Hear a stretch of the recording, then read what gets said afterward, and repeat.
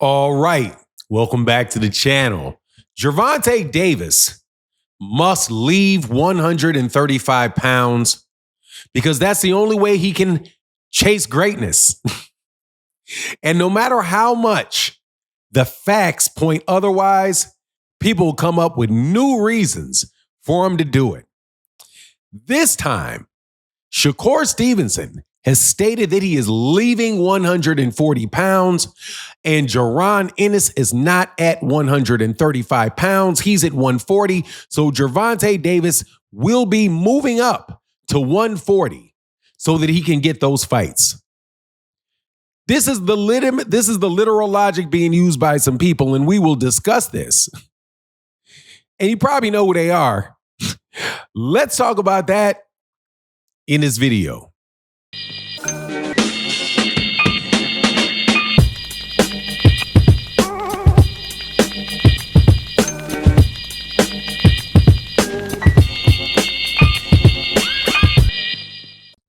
All right, welcome back to the channel. This video, I'm going to talk a little bit out of school, and that is because there is a constant narrative going around in boxing about Gervonta Davis.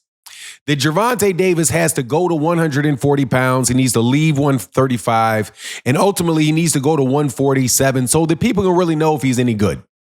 They say so we can know how, so he can prove how great he is, right? And they say that in a way where it makes it seem like, yeah, we're really wondering how great he is. But if you really listen to what they're really saying so that he can prove that he's any good. Because they immediately go back and dismiss every fight that he's ever had. So I'm always confused about how you can claim that you think he's so good, but yet you need him to go up to, what is that, 126, 130, 135, 140, 147. Then he needs to go to his fifth weight division and become a champion in order for him to prove it. But now we've got ridiculous. And there are claims that Shakur Stevenson will not be at 140 pounds, and Vasily Lomachenko is going to be retiring. So there's no need for Gervonta Davis to stay there. Let's get on that road to Jaron Ennis. I'm telling you, this is a legitimate argument that is being made and pushed in the boxing media. Before I get into it, thank you for coming back to the channel. Hit the subscribe button if you're not subscribed. Also, thank you to everybody that supports in the super thanks in the video, because that's the #1 way to sponsor this video if you like the content.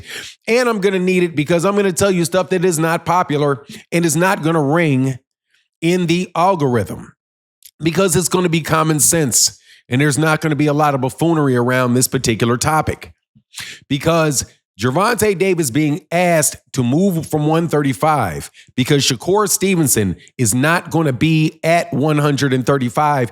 He says that ultimately he wants to go to 140 and 147. So that means Gervonta Davis needs to move up. This is ridiculousness. From a very obvious point, that it's just obvious that that is ridiculousness. That he needs to leave 135 because Shakur said he's going to eventually leave 135. And Gervonta, I assume, needs to go to 147 because Shakur said that he could wind up at 147. And then, of course, you've got Jaron there, who's a big star. And these are huge fights, and Gervonta Davis can do this. No, Gervonta Davis cannot do that because Gervonta Davis is a 135-pound fighter. He's 5'4", really 5'3", 5'4", not 5'5", significantly smaller than Shakur. My God, he's not even in the same, anywhere near the size to compete with Jaron Ennis. All that is basically trying to convince him to leave the weight class so that people can be right about the idea that he needs to chase greatness. No. Shakur Stevenson at the moment is in the same weight class as Gervonta. He has a fight coming up in February, he hopes, with William Zepeda. So if you say you really want Gervonta Davis to fight Shakur Stevenson and believe that that proves greatness, why in the world would you want Gervonta to leave the weight class when Shakur Stevenson is still there, has a fight with William Zepeda, says he has no plans on leaving the weight class anytime soon, but let's just send the cash cow of boxing a whole weight division away from him just so, hey, man, hopefully he can beat the B side to the punch by getting to the weight class first? It just doesn't make any sense, and it's just a desperate argument to continually claim that Gervonta Davis is not doing what Gervonta Davis is supposed to do. Okay? There are plenty of great fighters that have never left a weight class. Let me repeat. There are plenty of great fighters whose entire career was spent at a single weight class. The most obvious example of this is Marvelous Marvin Hagler in the 1980s, who spent his entire career at 160. And guess what he did? He fought the champions that moved up. He literally fought Sugar Ray Leonard, who moved up. He fought Roberto Duran, who moved up. He fought Tommy Hearns, who moved up. Nobody doubted the greatness of Marvelous Marvin Hagler because Marvelous Marvin Hagler did that. It's ridiculous to say that a guy in his third division who needs to continue to move up to chase other people who are the B-sides to his fight.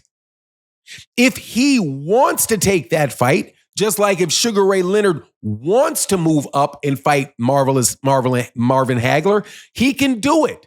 But if he wanted to stay at 147 or if he wanted to stay at 154, that would have been his prerogative, and logical boxing fans would have understood it, because logical boxing fans understand that there are weight classes there for a reason.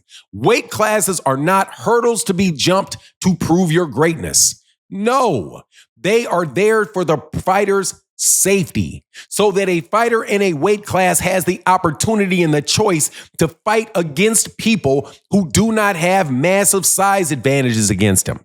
And also, these people continue to go around and say, well, Gervonta has really big advantages over the guys at 135. He hits hard. He's a really good boxer. Those are advantages that he has. So, hey, we want to see him in situations where he doesn't have advantages.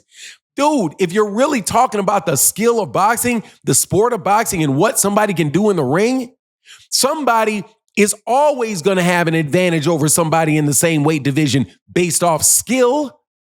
That doesn't mean that the person, the best fighter in that weight division, who has the most skill in that weight division, belongs in that weight division because he can beat everybody in that division, that he has to go up and make himself vulnerable to people that are much larger than him.